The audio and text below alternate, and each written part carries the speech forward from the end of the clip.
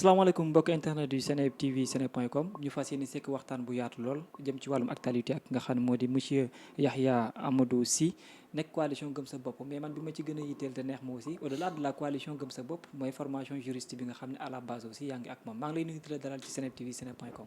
maa ngi lay nuyu Babacar di remercier ci invitation bi di nuyu toute la commune de Patte d'Oie de Marakagna Cité Al Amal ak Café gi. voilà ci fàttali également foofu nga bokkee mais n'empêche yaa ngi milité ci beneen parti politique mais laata may duggee dans l' aspect politique damay évoquer un peu l' aspect juridique bi nga xam ne dafa def toole gu yaatu biir Sénégal notamment le juge Sabassi Faye sa décision pour Ousmane Sonko après réplique bi am ci DGE tey tamit ñu ne IGAJ dem na pour amalaat benn inspection ci moom toutes ces choses là en tant que juriste ban appréciation moom nga ci def mais dans le cadre technique aussi lan nga ci évaluer. Merci pour cette question qui est assez importante parce que su ñu nekkee ci démocratie. waaw ak état de droit dafa am ay règles fondamentales yoo xam ne il faut les respecter. Par exemple ce sera une répétition mais c'est pas grave. règle état de droit dafa am ñetti points yu ko tënk benn bi mooy la liberté la l'égalité des citoyens devant la loi beneen bi mooy la hiérarchie des normes le respect de la hiérarchie des normes. Troisième bi mooy la séparation des pouvoirs. D'accord. loolu mooy 3 points yi tënk état de droit soo koy définir. D'accord. te état de droit benn élément wu démocratie la. mais à travers la décision de la DGE. mu ne du appliquer la décision de la justice. da ngay gis ne dañuy jël état de droit. tegee ko côté pourquoi. parce que dans une démocratie. en dernier ressort. c'est le peuple et la justice qui a le dernier mot. D'accord. En démocratie. Et ici suñu duggee ci lu technique. da ngay gis ne on n'est même plus en matière pénale. On est en matière administrative. Pourquoi? Parce que c'est pas le fond du dossier de contumace lañ doon wax. mais dañ doon wax ci wàllu le respect de la publicité bi ñu koy notifier dàq bi ñu ko dàq ci liste électorale yi. D'accord. Donc le juge bi muy motiver sa décision dafa ne respecté wuñu les procédures afférentes à la décision ci génne ko parrainage yi donc loolu lu muy indi. mooy on n'est plus en matière pénale on est en matière administrative. soo demee ci cour suprême. bi tënku. doxalin boobu article 72 dafa ne. 4. dafa ne 4. 4 ci 4 principes rek. nga mën a suspendre décision boobu noonu. D'accord. bi si njëkk. mooy par exemple extradition am. extradition c'est-à-dire ñu def fi crime wala ñu def ci beneen dëkk crime ñu ne foofu noonu. su nit ki dugalee recours ñu bëgg a delloo dëkkam wala ñu bëgg a fi indi. su dugalee recours da koy suspendre. D'accord. beneen bi affaire expulsion d'étranger la. boobu tamit suñ ko bëggee dàq mu dugal recours foofu tamit day suspendre la décision administrative. beneen bi c'est en matière de collectivité territoriale. en matière de collectivité territoriale. soo dugalee recours day suspendre la décision du juge. moo tax soo seetloo durant les élections locales da ngay gis ne bu ñu dugalee ay recours par rapport ak ñu bëgg a nekk maître suspension dafa am. D'accord. mais fii nii concerné wul matière yooyu noonu yëpp. administration la. fii administration il est tenu parce que article lu mu wax dafa ne pour recours mën a suspensif il faudrait que expressément la loi le prévoie. D'accord. Ici il y a aucun texte du moins. qui prévoit cette rupture. cette ñu ne décision bi dañ koy suspendre. est-ce que c'est pour dire que ni defu DGE ci yaa ma neex la tegu. C'est très grave c'est même plus ici une question de Ousmane Sonko une question de parti politique c'est une question d'état de droit et de démocratie. Parce que c'est un précédent dangereux su ñu toppee nii pardon administration dafay nekk finalement ci kaw justice et ça devient dangereux parce que nekkatuñ ci démocratie boobu ci mbirum royaume la ñuy nekk ci autocratie la ñuy nekk. mais est-ce que nekkul aussi ministère de la justice bu mu jàpp ne moom moo ko ne defaleen ni mu defee noonu est-ce qu'on peut accuser directement DGE te duñu pointer du doigt ministère de la justice bu mu jubal ci communiqué bi. non c'est un ensemble on peut pas parce que ministère de la justice fan la bokk ci gouvernement bi la bokk. tout à fait donc tout ça c'est ñoom ñoo administration bi. mais justice moo nekk ci kaw administration donc on n'indexe pas la DGE administration ci bopp la ñu indexé parce que administration li ko war. mooy d'abord respecter le principe de légalité. c'est-à-dire tout acte bu mu war a jël. dafa war a légal soo xoolee DG bu muy génne communiqué wekkuwul ci benn texte. et ça c'est très dangereux parce que administration à chaque fois dafay justifier dafay motiver ses sorties mais ici il y a aucune motivation ci communiqué bi et ça c'est très dangereux. alors ñenn ñi jàpp nañ ne le juge Sabassi Faye li koy arrivé kenn mënu ko expliquer mais est-ce que réellement c'est le cas d'autant plus que IGAJ déplacé wu na dem Ziguinchor pour amal inspection ou je sais pas une audition qu'est-ce qui peut expliquer cette décision. mais juge Sabassi Faye il est dans son rôle il a fait son travail qu'est-ce qu'on peut lui reprocher aujourd'hui? Parce que la justice, des fois, quand le président Ousmane Sonko, suñ ko yóbbee ci yenn affaires yi, il a l'habitude de perdre. Est-ce que mës nañ indexer soit le juge wala nekk di def toute une affaire sur une décision? C'est la première fois ou peut-être deuxième fois muy gagner décision nga gis tolli bi ci am yëpp. Ça, on n'est même plus dans le cadre administratif, on est dans le cadre politique. Et c'est ce qui est dangereux.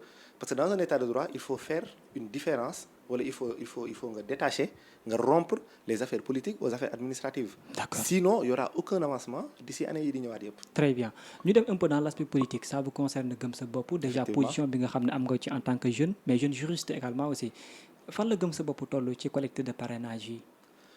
Non, ñun collecte de parrainage yi on a pris avance bi ñu am par rapport ak yeneen partis aujourd'hui c'est un existant, c'est-à-dire instant yi ñun passé nañu phase collecte ñu ngi ci phase reproduire collecte yu ñu def yëpp ci biir clé bi. D'ailleurs looloo tax récemment il y a une semaine on a constaté qu'il y avait des erreurs ci clé bi ñu jox, c'est-à-dire sur date d'expiration wu carte d'identité yi.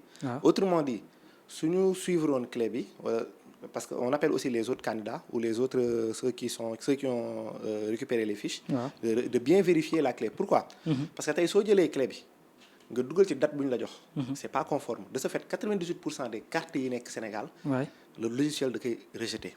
Parlons du logiciel parce que le logiciel il y a une décision du 28 avril 2021 de la CEDEAO, Cour de justice de la CEDEAO mu ne dafa contre parrainage bi nu ñu koy tegee. Et n'oublions pas que CEDEAO organisation d'intégration la. Toutes les décisions de la CEDEAO doivent être intégrées dans notre législation nationale. C'est-à-dire CEDEAO su jëlee décision dañ ko war a dugal suñu biir législation nationale parce que organisation d'intégration la. Mais plusieurs fois seet nañ CEDEAO décidé li état du Sénégal doxalee ça dépend ci su ko arrangé et c'est ce qui est dangereux parce qu'on est signataire dañoo signé ci biir convention boobu noonu. Donc décision yi fa nekk et CEDEAO dafa ne le logiciel n'est pas indiwul transparence, c'est-à-dire rupture de transparence dafa am foofu noonu parce que le logiciel dafay rompre jeu démocratie bi. Pourquoi? Parce que le logiciel ñenn ñoo ko yor l'opposition yoruñu ko et du moment où l'opposition yoruñu ko xamuñu sur quelle base lañ ko defaree ak sur quelle base la ñu war a demee ci parrainage parce que parrainage normalement filtre la filtre boo xam ne filtre bu logique c'est-à-dire bu logique de base. Parce que soo demee yeneen dëkk yëpp parrainage suñu ko tegee c'est pour xool ndax kii am na un nombre de parrain bu ko mën a kii parce que élection dafa métti élection xaalis la. Donc pour éviter tout ça filtre yi normal la yeneen dëkk yi teg. Or au Sénégal le parrainage avec le logiciel nekkatul filtre mais sélection lay nekk et une sélection qui n'est pas transparente. Pourquoi? Parce que. Mais est-ce que nekku leen di wax loolu parce qu'à deux reprises vous avez échoué. C'est ce que je dis ngeen bëgg wut excuse. C'est ce que je dis. C'est pas nous qui émettons des excuses. C'est la CEDEAO, c'est la Cour de justice de la CEDEAO qui dit que le logiciel n'est pas transparent. Xam nga loolu ñun c'est une décision de justice. Loolu du gëm sa bopp. Mais n'empêche am na ñoo xam ne réussir lañu ko. C'est ce que je dis en fait. C'est ce que je dis, c'est une suite logique.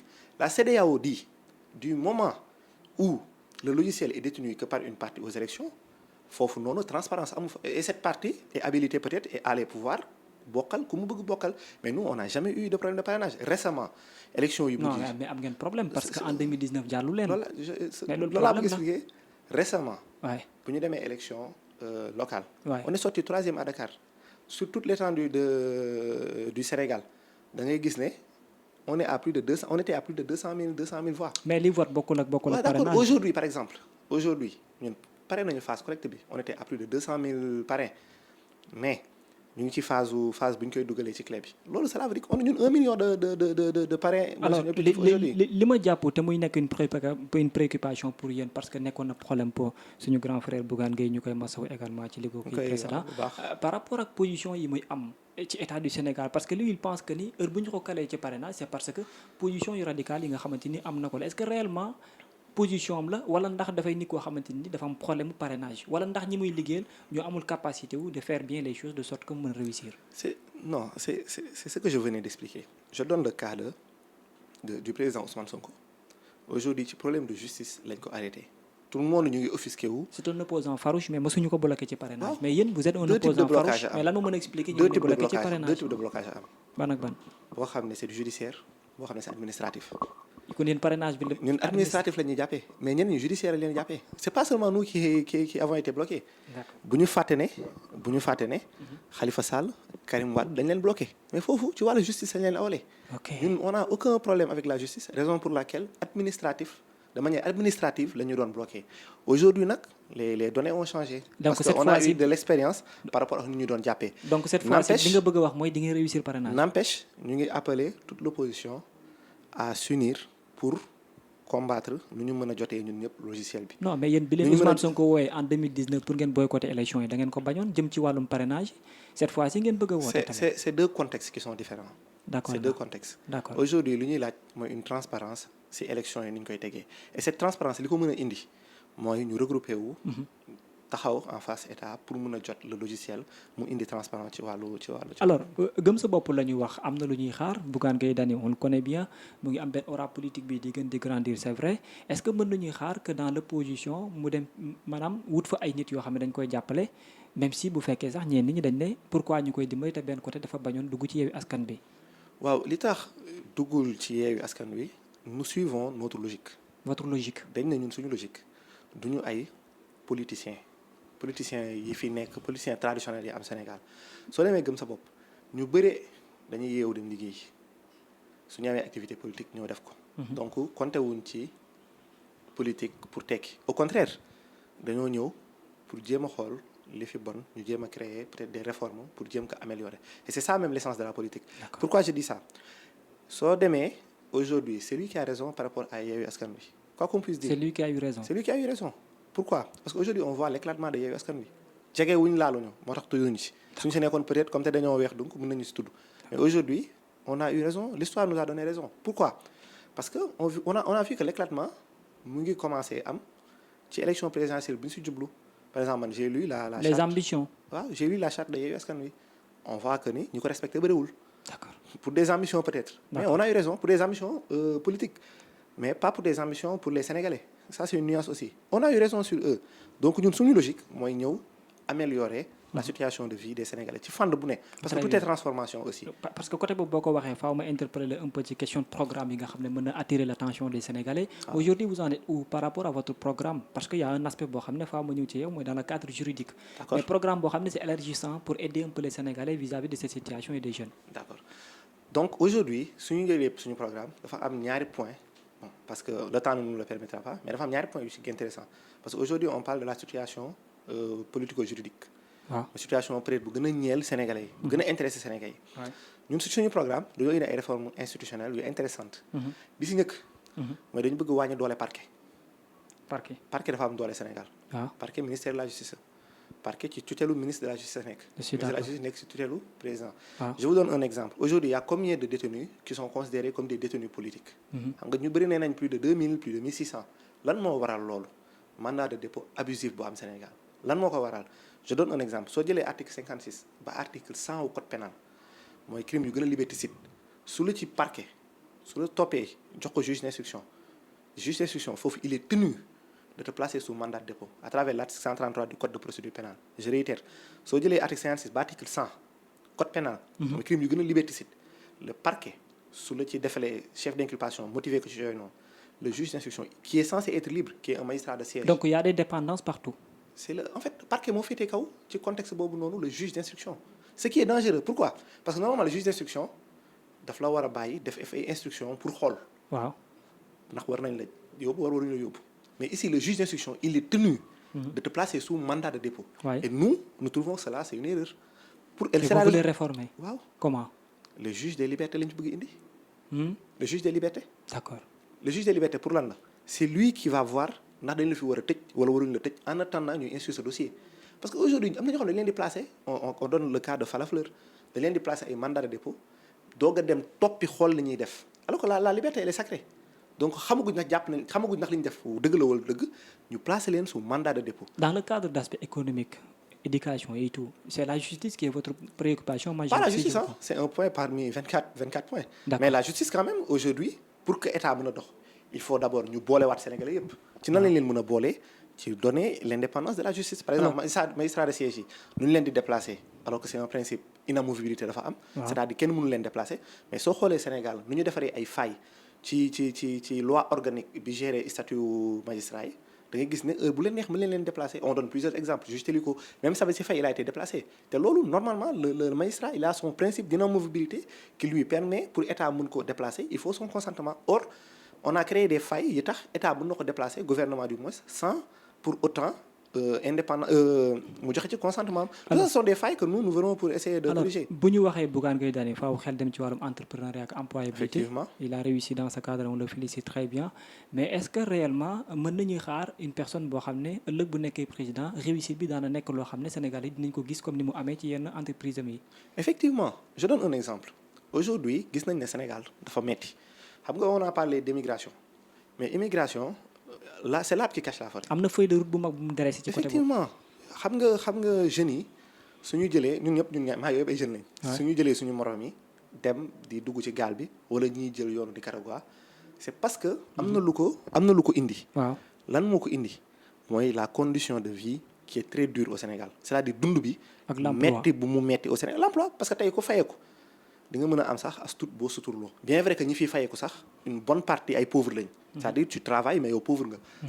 tellement le coût de la vie est cher au Sénégal mais loolu noonu yëpp li ko indi d'abord le premier mooy jeunes yi amuñu liggéey.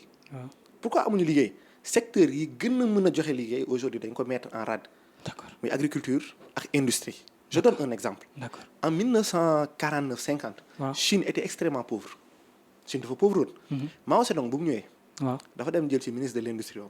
waaw ne ko dama bëgg nga jël 6 mois. waaw nga xoolal ma chinois yi suñu yeewoo ba guddi. lan la ñuy utiliser. mu gis ne suñu yeewoo dañuy utiliser brosse dañuy utiliser kuddu kopp plate ceeb yooyu yëpp mais loolu ci wàllu industrie. waaw mu ne ministre am je te donne encore 6 mois. waaw lii nii yëpp suñ ko dul produire ci biir Chine. trahison la ci biir peuple bi te xam nga trahison Chine nu mu demee.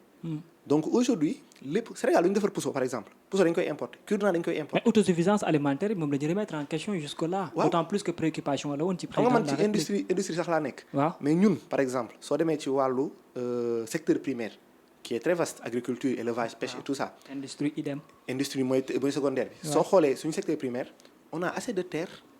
pour assez d'espace. assez d'espace. waay on a des en plus notre sol il est très arable suñu suuf dafay meññ. li ñu war mooy créer des coopératives c'est-à-dire créer des coopératives pour ay jeunes. waay ba pare financer leen ba pare di jënd ci ñoom.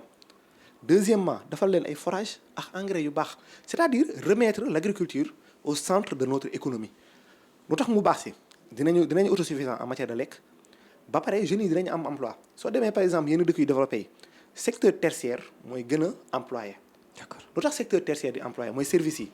parce que lekk nañ ba suur. waaw transformé nañ ba pare donc tal nañ esthétique tal nañ comptabilité mais ñun dañoo renverser tendance bi mënoo jël secteur tertiaire nga ne mooy gën a employé te yow lekk ba suur sax mënoo ko lan la ñu war a def mooy dellu ci mbay suñu jugee ci mbay dellu ci transformation. waaw doo ko jublu nag ci secteur tertiaire. très bien soo gisee Dakar lu tax mu bëri nit metti Dakar lu tax mu dense c'est parce que état bi jàppalewul ñu nekk ci monde rural bi. ba secteur primaire bi gën a développé wu donc ñun ça reste le centre de suñu liggéey ci wàllu économie. d'accord lan la ñuy delloo ñëpp ci suuf si. mais en tant que leader et entrepreneur ni muy gérer c'est vrai am na réussite sénégalais applaudir nañ ko mais est-ce que yaakaaroo am na benn gàllankoor buy nekk ci réussite boobu mais parfois les problèmes yi ñuy noter au sein de ces entreprises avec ses employés loolu mënul nekk handicap ci moom pour sa candidature. gis nga boîte boo dem waaw dina am employé yooyu jël bees ak employé yooyu génn. waaw maintenant c'est le monde de l'entrepreneuriat liggéey la laaj parce que soo demee contrairement à l'administration entrepreneuriat dañ lay laaj obligation de réussite pourquoi parce que fii nii pour nga mën a évoluer pour sa entreprise évoluer il faut de la rigueur je donne l'exemple de Seneweb aujourd'hui gis nañ Seneweb nu mu mel. donc pour yow rigueur a tax problème yi di am. mais rigueur moo tax yeneen dëkk yi encore une fois damay joxaat comparaison soo demee par exemple ay Singapour les gens travaillent 14 heures par jour. Ici ñun nous travaillons 8 heures ou 7 heures par jour nan la ñu mën a évoluer sur ça donc aujourd'hui le président Bougane il a montré que ni il a les capacités pour gérer parce que lu mu sanc biir Sénégal c'est pas évident nit sanc ko ba pare pour un opposant il ne faut pas oublier ça opposition dafa metti biir Sénégal toutes les conditions ne sont pas réunies pour nga liggéey. alors et pourtant il continue di suux di dem. est-ce que mën nañu xaar que dans l'opposition parrainage bu amee faaw ñi kii mais est-ce que dinañu xaar Bougane mu dem pêcher ci dans l'opposition wala dans pouvoir pour boole dooleem loolu mën nañu ko xaar wala ndax yéen a ngi waxtaan ak ñoo xam ne juboo ngeen déjà. non je ne suis pas au courant de waxtaan ñun suñu logique lañ topp suñu logique. mooy soxlawu leen kenn. non je dis pas soxlawuñ kenn. en politique mënoo ne soxlawoo kenn. d'accord mais képp sax ku ñuy fekk si dañuy fekk ci suñu logique. c'est-à-dire nous sommes des opposants waxuñu nag lépp lu fi président Macky Sall def baaxul mosuñu wax loolu loolu mënut a nekk sax am na yu baax yu mu fi def. mais li bon li la ñuy jéem a xool nu ñu koy effacer continuer ci lu baax lu mu fi teg. nekku leen def clin d'œil ci côté opposition bi ñenn ñi. non non ñu ngi suñu yoon ñu aujourd'hui nous sommes une réalité. que les gens le bëgg ko wala bañ ko aujourd'hui le président Bougane réalité la biir Sénégal nit yi bëgg ko ñu bañ ko. La candidature de Amadou Ba ne peut pas handicaper votre réussite pour 2024. Non, au contraire. lu tax ñun parce que aujourd'hui le geste du président Macky Sall est à saluer c'est une première pour l'histoire du Sénégal mu ne bokkuma effectivement dina mettre kenn ci biir partem mais Amadou Ba monsieur Amadou Ba ñëpp xam nañ ne mënul sax bokk ci 3 premiers yi suñ ko tegee ci yoon. alors monsieur Amadou Sy yegg si nañ suñu ndorteelu waxtaan jeexeelu waxtaan bi ma la jaajëfal bu baax a baax ci disponibilité bi. di la remercier aussi toute l'équipe de Seneweb toute l'équipe du mouvement Gëm Sa Bopp.